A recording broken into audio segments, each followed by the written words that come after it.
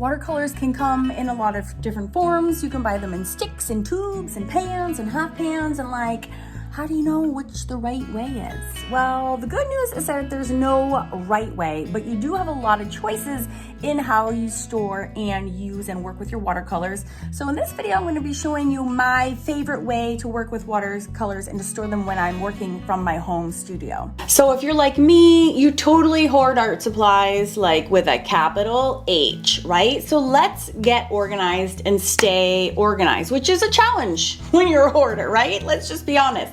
So again, watercolors can come in a huge array of different tools, applications. Like you have a huge variety. You can have watercolor markers. I don't know if you even knew that. I do a lot of reviews on all of these on this channel, so subscribe in case you're curious about all these things. You can have a watercolor, and these are like fine art products, like a watercolor crayon. So these are, because watercolors are so reactivatable, but they also can be molded into these stick forms and we can use them as writing instruments. But this is a true watercolor product, and you probably know there's also watercolor pencils. And how cool is it that we can stuff our watercolors and then they can come in all these different kind of shapes and sizes, right? And then you even have liquid watercolors, which is another very valid and super fun way to work. So today I want to talk about making your own palettes though, and the upsides and downsides of like the different choices that you may have. Recently, if you've been following my channel for a while, I've been doing all these product reviews, not because I was asked to, but because I want to, of all these Prima sets. So you buy these pre-made sets, and this is totally also valid choice, and they come with certain sets. They come with certain colors. I swatch them. Oh my God, this is the downside. These tins, banes of my existence. Okay, so here is like a pre-mixed, pre-made, commercially made set, and I like to swatch them. I swatch them in two places, with a little card, and then I also swatch them in my own homemade book. So this is all my travel. I put my travel sets, I swatch them in one place because I know when I hit the road, man, I'm gonna grab my swatch set. So no matter if I only take one, I have them all here. So that makes it super easy. Here's another great travel set by Derwent. Makes these Graphitint, which are these really edgy, grungy color watercolors that I love. Those are also swatched in my watercolor set. So those are something that you can buy commercially. Oh, there's yet another one. Okay, but you can also buy palettes that are empty. So for example, this one I purchased, and this one came completely empty, all brand new and shiny, which is what I was gonna say. And this was empty. It didn't have these little doodads in them. Now these are called half pans, and they're just these little baby buckets. And this is a full pan. Okay, so you can see the half pan is exactly half of a full pan. Da, da, da, da. I've also seen quarter pans, but to me personally, they're just almost not usable because they're just so small. So I tend to steer away from those. Okay, so you buy this immaculate set. There's no watercolor debris in here. There's not even these pans. So I purchased these pans separately, and then I was able to squirt all my watercolors that I wanted into these half pans. And the upside of this is that you can create palettes that are just, however you want. You can also like take out colors. You can move your colors. You can swap them out of your other sets. So these are so great for travel also, because you're just taking with you your favorites. You also, these looks like an incredibly small amount of watercolor, and these, I made this whole setup like years ago, and I haven't even refilled a half pan yet one time. Like they last forever. And then a separate challenge you have with these is you need to swatch your watercolors. These just all look black. This looks like 8 black watercolors in a row. So you do have to swatch them. So I just simply cut strips of watercolor paper, and I labeled them on the back, rows 1, 2, 3, and 4. So 1, 2, 3, and 4. And of course that you need to know which way you're oriented. And then I label very clearly the names, and then I swatch. Now these are all Daniel Smith watercolors, so it makes it very easy to, I don't need to get them mixed up with my schminkies or my cores or anything else. So this whole thing, this is kind of one option. Now there's no magnets or anything on the bottom. They just kind of slide in here. I also write a little abbreviation in case I ever like you know, swap to by accident. I put a little abbreviation, also write them on the half pans themselves, just for like, just in case I get screwed up somewhere. And so I use this at home and as well as when I travel. But, and here is another travel set. Now this set, and this is really fun, you can buy any old tin that you want to. Someone had gifted me this Bob Ross little mints case. They know I love Bob. Who doesn't? Hello, Bob. And so in this case, and I have a YouTube video here if you want to check it out, of how I selected my colors. And then I squirt my Daniel Smith watercolors into, again, these are half pans. Now this one, I actually glued them in here. But as you can see, gluing metal to plastic isn't always successful. So that one came off.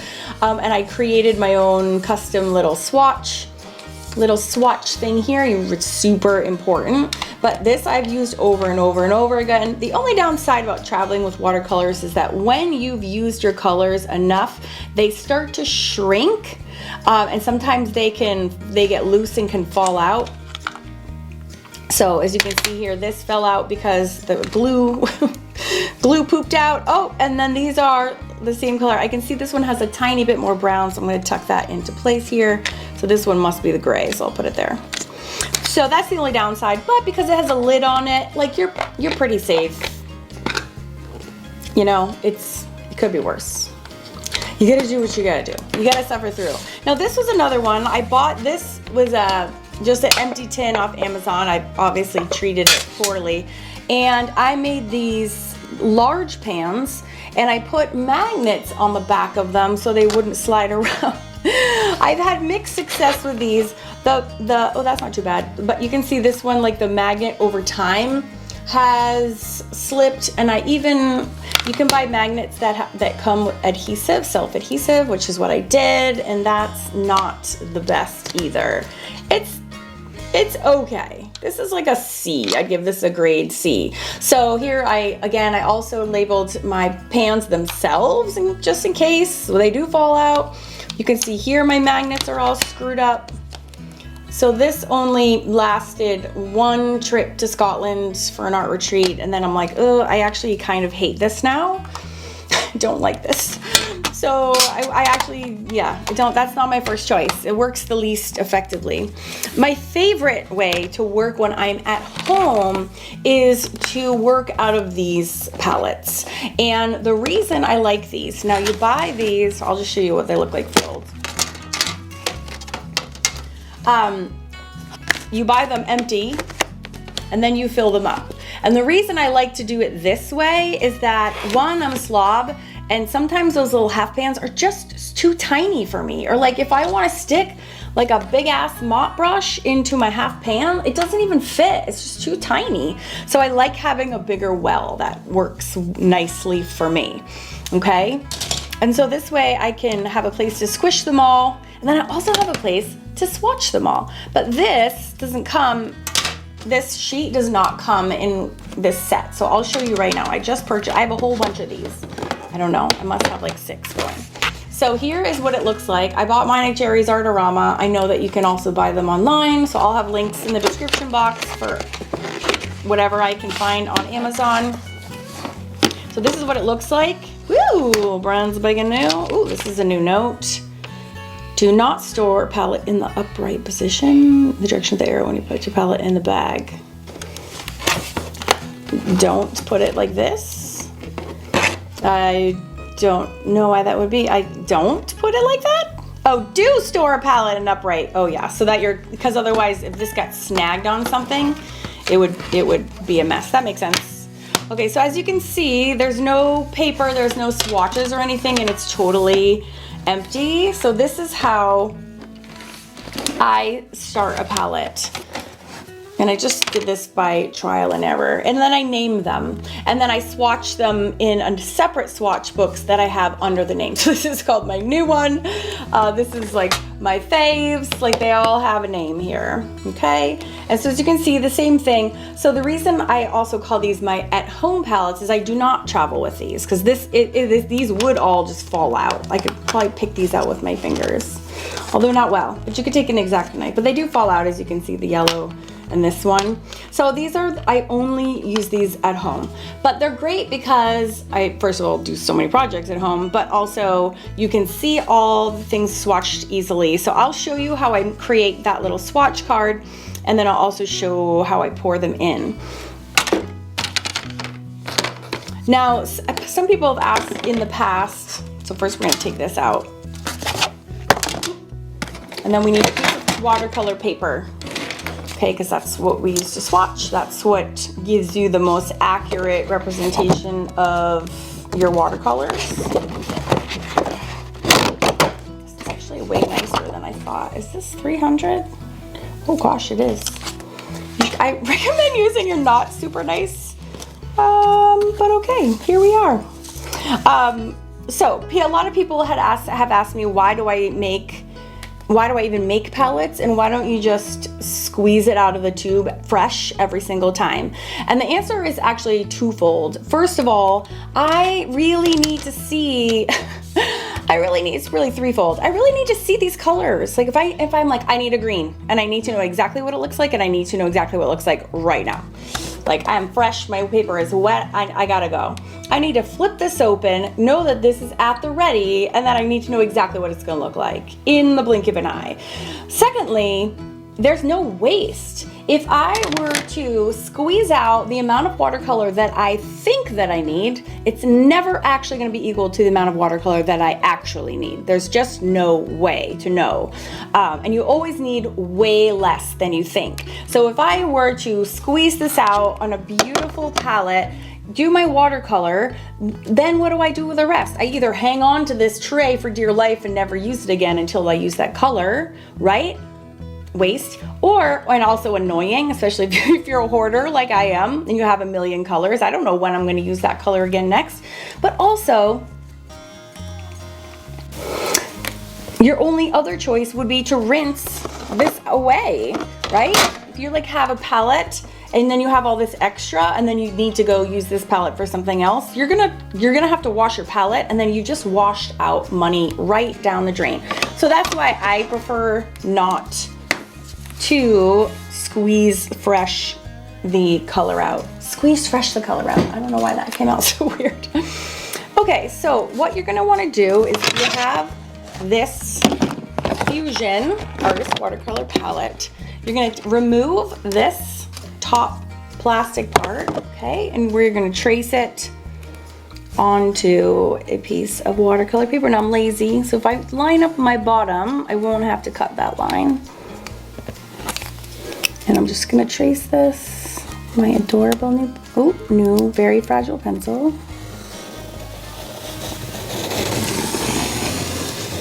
I'm already so excited. Every time I start a palette, I get like giddy. Whee! Can always trim that if we need to. Okay, then you are ready with your scissors, and you're just gonna cut this out. Again, this is not rocket science, but I think some people, especially people that are new to watercolor, don't understand, like, why do some people do this and why do other people do that? And is there a right way and is there a wrong way? And the answer really is no. It's all personal preference. And if you want to only squish out the amount of watercolor for your project, like, do it. What do I know? I don't know. This is just the way I like to do it. And so there's it really truly is no wrong way. But I do need to swatch. Like, it is non-negotiable. I don't know if that's gonna fit. So we need this to fit, like a glove. Hello. Okay, so now it's all nice, and it makes it snug in there too, which is kind of magical. Okay, and so now we need to make these little, let me take one out that I've already done. We just need to make these little slats around Okay, and you can use your empty one. I think the first time I did this, I like lined up and I just did little notches around the edges, but because I have one that's pre-made already, I can just use this one. Little cheatski-weetski here. The only ones that are tricky are those corner ones. And you can use any straight edge you have. So, and I just make like tick marks. You know, they don't need to come up all the way. Not even measuring. I'm, oops, just doing a crooked slash line around a place to put your test or your swatch. So just marking your watercolor paper, and if you want to be super anal and make them boxes or circles, by all means, do what you like. I don't know why I busted out a British accent there, maybe because I'm going to Scotland in 2 weeks, getting ready. Although then I wouldn't also still not be talking in a British accent, but whatever. Here we are. Ooh, now this one I could actually do these two at once. Oh, I can't use this. What is this, a 0.3? Oh, that's why. I'm way too heavy-handed for a 0.3. I need like a 0.9. I'm like a monster. Oh, my hand just made a big slip. So, again, you can be messy like me, or you can take your time and do this really neatly, but I was gonna do it anyway, so I thought I would take you along for the watercolor ride.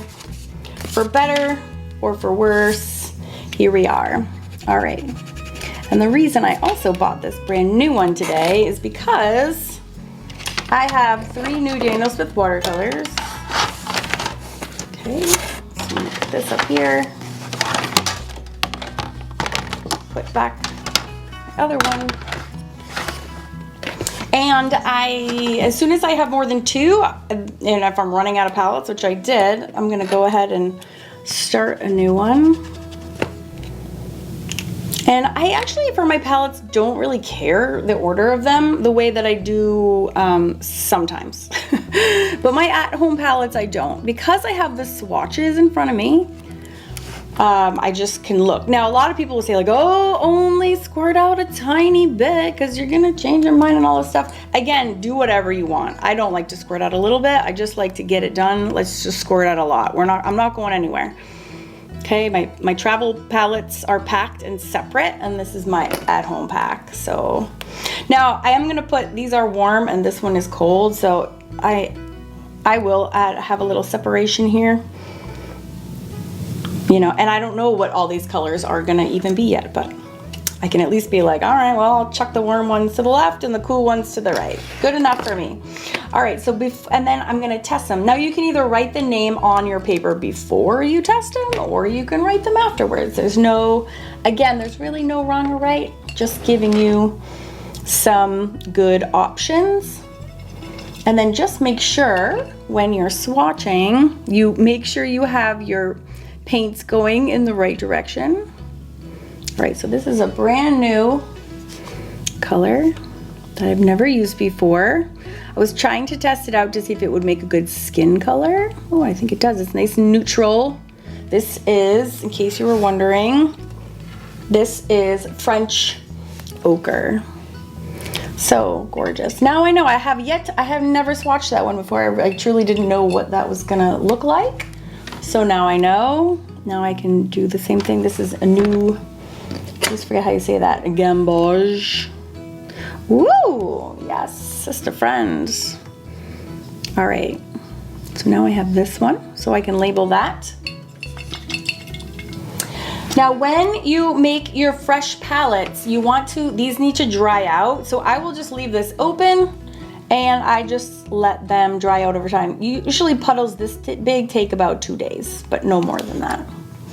Oh, that's beautiful. This one is Iridescent Sapphire. Oops, I was a little clumsy there.